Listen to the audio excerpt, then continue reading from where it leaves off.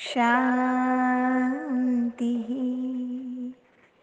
सत्यं शिवं सुंदरम सतचित आनंद स्वरूप सत श्री अकाल मूरत सदाशिव परम पिता परमात्मा की प्यारी संतान, प्यारे भाइयों तथा बहनों, आज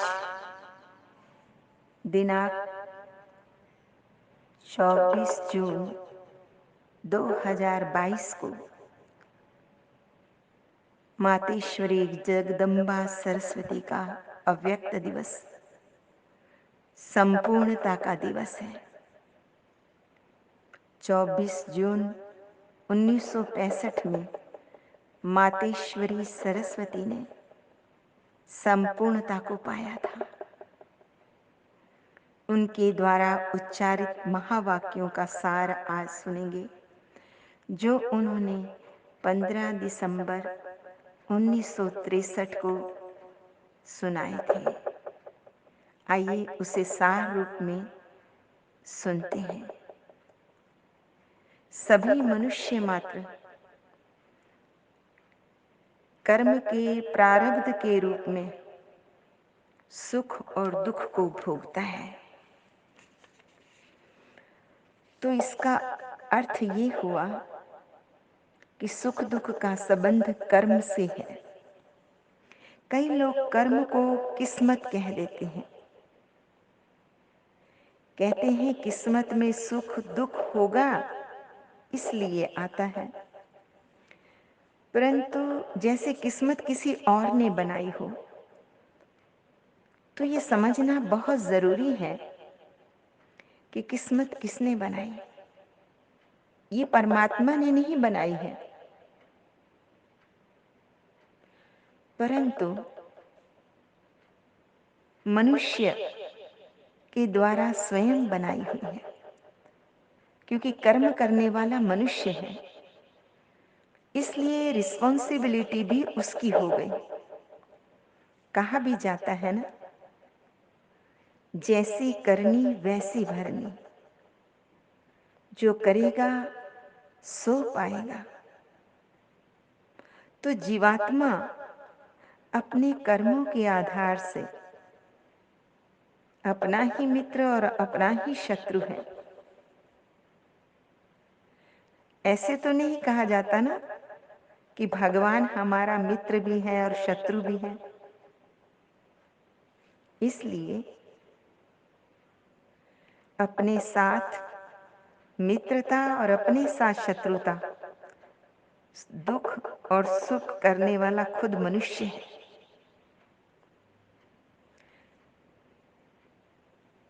इसलिए किसी भी रूप में जब दुख आता है तो हम क्या करते हैं, उसे दूर करने की कोशिश करते हैं। चाहे वो सामान्य लड़ाई झगड़ा हो, चाहे कोई रोग हो, अकाले मृत्यु हो, तो कई समझते हैं कि पता नहीं मेरे साथ ऐसा क्यों हुआ है। फिर जोश में आ जाते हैं, इतने आवेश में आ जाते हैं कि भगवान को ही गाली देने लग पड़ते हैं। और अपने आप समझना चाहिए कि किसने किया। तो अकाले मृत्यु या रोग आया, दुख के रूप में आया, तो क्या ये भगवान ने किया? संसार में जितने भी दुख हैं, कर्म कौन करता है? अरे भगवान जिसको कहते हैं, वो तो दुख हरता सुख करता है। इसीलिए तो जब कोई दुख आता है तो हमारे हाथ उसकी तरफ उठते हैं ना, उसको याद करते हो।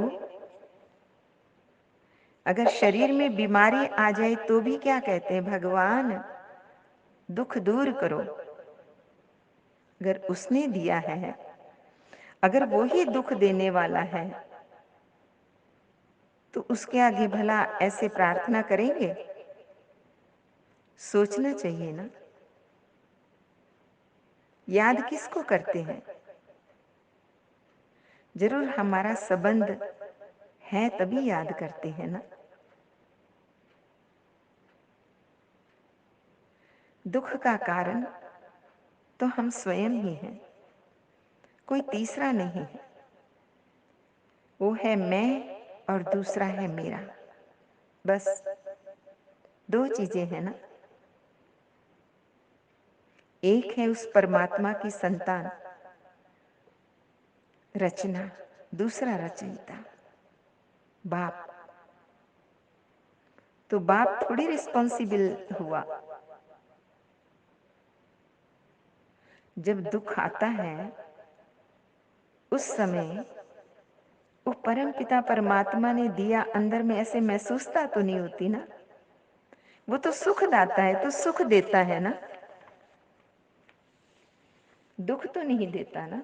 वो तो दुख दूर करने वाला है, वो तो आयु बड़ी करने वाला है। मांगते तो उसी से है ना। तो भगवान से मांगते हैं, कहते हैं भगवान कोई बच्चा जैसे सही नहीं चल रहा तो क्या कहते हैं, भगवान इसको मत देना। भगवान से ही मत मांगते ना। जब भी दुख कष्ट आता है तो उसी को याद करते हैं, तो वो सुख देने वाला माना गया है।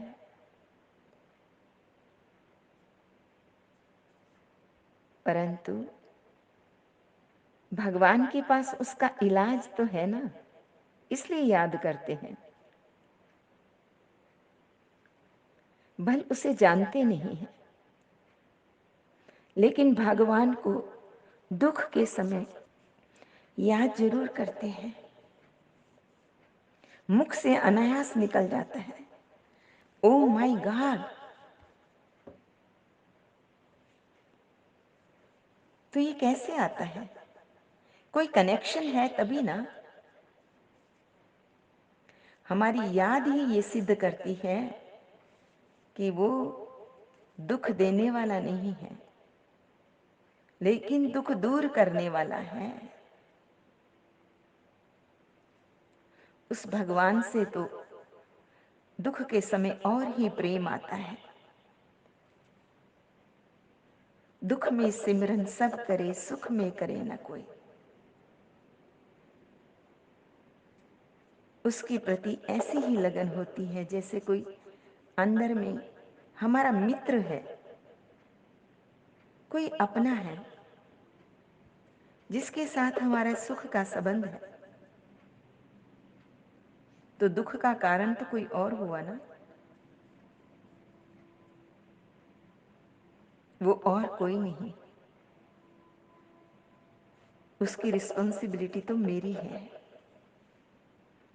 उसके लिए निमित्त मैं हूं। मैं दुख को अपने आप पैदा करता हूं।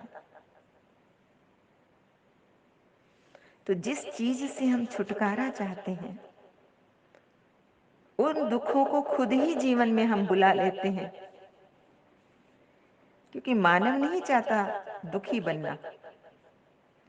तो कोई ऐसी बात है जिसके कारण जीवन में दुख आता है और उस बात से वो अनजान है, बेसमझ है। तो उसका पता करना चाहिए कि ऐसी कौन सी बात है, उसकी नॉलेज होनी चाहिए, समझ होनी चाहिए। तो उसकी खोज करनी चाहिए। परंतु आश्चर्य है, मम्मा कहती ऐसी बात समझने के लिए भी मनुष्य को टाइम नहीं है। उसके लिए कितने बहाने बना देते हैं। कहेंगे फुर्सत नहीं, समय नहीं है, क्या करें, घर गृहस्थ भी तो संभालना है ना, क्या उसे छोड़ दें, उनको संभालना है ना। जिसके कारण दुखी हुए पड़े हैं उनका सॉल्यूशन वो भगवान देने के लिए आया है, फिर भी सुनते नहीं हैं। मेरा मेरा कह के दुख का रूप बना दिया है।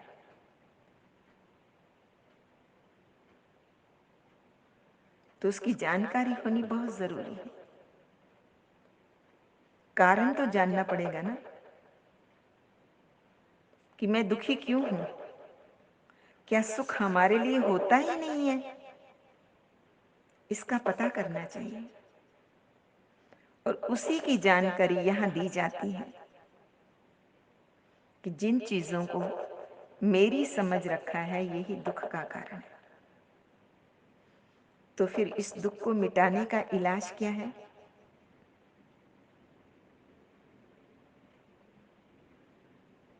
तो भगवान यही यहाँ बताते हैं। फिर क्या करें, कैसे करें, क्या घर बार छोड़ दें? देखो भगवान कहते हैं मनुष्य की बुद्धि देखो कैसी है, उसे धारण नहीं कर पाते। जो समझ मिलती है उसे भी धारण नहीं कर पाते। मम्मा कहती हैं जो बातें भगवान बता रहे हैं हम उन्हें धारण करके अनुभव करते हैं और फिर वो बातें हम आपको बताते हैं। ये अच्छी चीज है।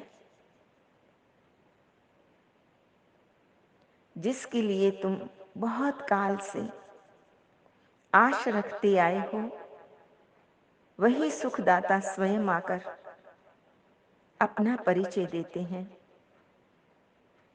और वही भगवान हम बच्चों को बताते हैं कि तुम दुखी क्यों हुए हो, उसका कारण क्या है, निवारण क्या है। तो आश्चर्य से सुनते हैं, विचारते हैं, फिर कहते शायद ऐसा ही हमारे जीवन में होगा। मम्मा कहती इसी को माया कहा जाता है। बाबा खुद कहते हैं मैं तुम्हारे सभी दुख हरने और सुख देने आया हूं। गाते हैं ना, दुख हरता सुख करता। कभी ऐसे थोड़ी कहा जाता है कि आज दुख करता फिर सुख हरता, ऐसे तो नहीं ना कहते। परमात्मा ऐसे कर्म करना सिखाता है जिससे जीवन में कभी दुख न आए। उसको समझकर पूरा पुरुषार्थ करना है जिससे जीवन में दुख नष्ट हो जाए। उसी की शिक्षा मैं देता हूं। उसको जीवन में धारण कर लो।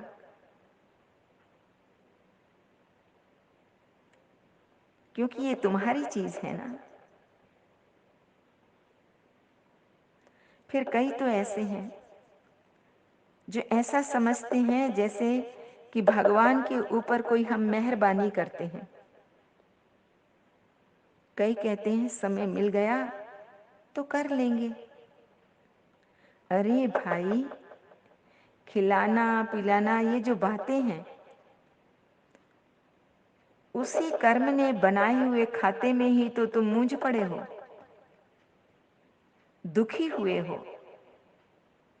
एक तरफ कहते हैं दुख से छूटे, दूसरी तरफ जो दुख से छूटने का रास्ता भगवान समझाते हैं वो बुद्धि में आता ही नहीं है। तो बाबा कहते हैं ये जो माया के 5 विकार है ना, ये माया है। बेचारे मनुष्य धन संपत्ति को माया समझ लेते हैं। कई फिर शरीर को ही माया कह देते हैं। परंतु बाबा कहते हैं दुख का कारण जो मैं और मेरा है ना, ये मेरी रचना है।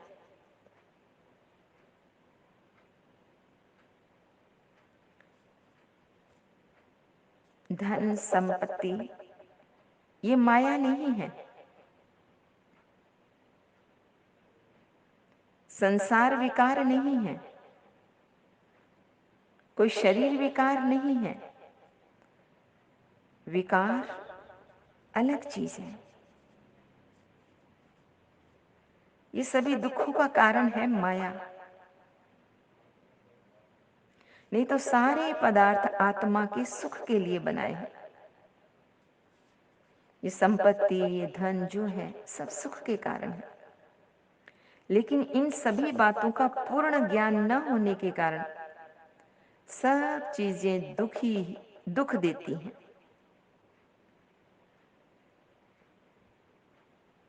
परमात्मा कहते हैं ऐसे नहीं कि मैंने ये रचना अनादि रची हुई है। जो रचना रची वो दुख का कारण नहीं है, दुख के कारण तुम स्वयं बने हो। तुम अपने जो स्वरूप में थे शुद्ध पवित्र, उसके बदले कोई एक्स्ट्रा चीज तुम्हारे भीतर आ गई है और वो है विकार। भगवान ने तो सुख के लिए तुम्हें ये चीजें दी थी, तुमने विकार डालकर उन चीजों को खराब कर दिया है। चाहे वो शरीर हो, प्रकृति हो, धन हो, वैभव हो, ये सब। बाबा अब कहते हैं कि इन विकारों को निकाल दो तो सदा के लिए सुखी हो जाएंगे। ये सारी बातें अंदर में समझनी है और समझने के लिए थोड़ा टाइम देना होगा। यहां आकर उसे समझना होगा। ऐसे नहीं कि यहां से सुना और बाहर जाके खत्म। कई समझते हैं कि ये जो मार्ग है, अध्यात्म का मार्ग, स्वयं के सुधार का मार्ग, ये तो बूढ़ों का है, जवानों का नहीं। बूढ़ा तो वह हुआ जो उल्टी सीढ़ी चढ़ जाता है, फिर देख करके उतर जाते हैं। मम्मा कहते हैं हमको जीवन में कैसे चलना चाहिए, उसकी राय देते हैं। दुख का जो कारण है उसको मिटाने का पूरा पुरुषार्थ करना चाहिए। हमारा हक है, उसको समझना है। और जो परमपिता परमात्मा मेरा है, उसको हम बाप कहते हैं ना, उसके द्वारा जो प्राप्ति है उसको भी तो लेना है ना। उसे हम सुने, ज्ञान को समझें, वो सबको ऑफर कर रहे हैं। लेकिन फिर कोटों में कोऊ में कोई जागते हैं। भगवान ने खुद कहा है, कोटों में कोई मुझे जानता है।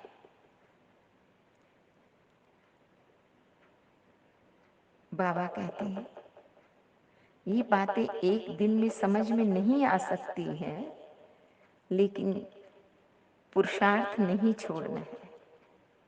आज का वरदान है, अपने पूज्य स्वरूप की स्मृति से सदा रूहानी नशे में रहने वाले जीवन मुक्त भव।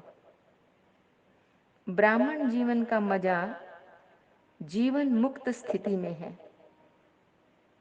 जिन्हें अपने पूज्य स्वरूप की सदा स्मृति रहती है,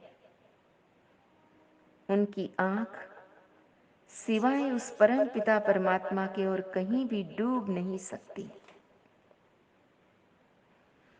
पूज्य आत्माओं के आगे स्वयं सब व्यक्ति और वैभव झुकते हैं। पूज्य किसी के पीछे आकर्षित नहीं हो सकते। देह संबंध, पदार्थ व संस्कारों में भी उनके मन और बुद्धि झुकते नहीं, वे कभी किसी बंधन में नहीं बंध सकते, सदा जीवन मुक्त स्थिति का अनुभव करते। आज का स्लोगन है, सच्चा सेवाधारी वह है जो निमित्त और निर्माण है।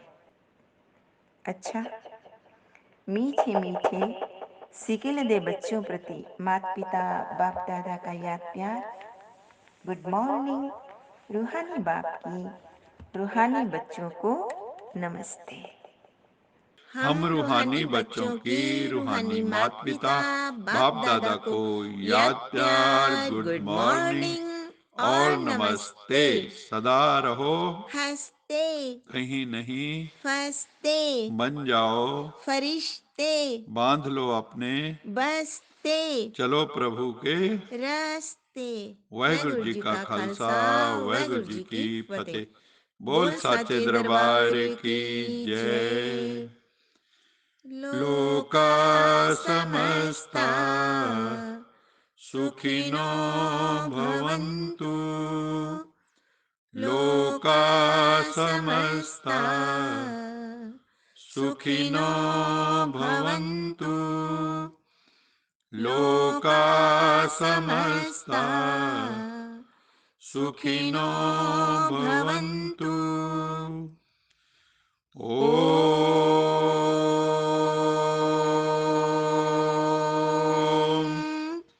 शांति शांति शांति।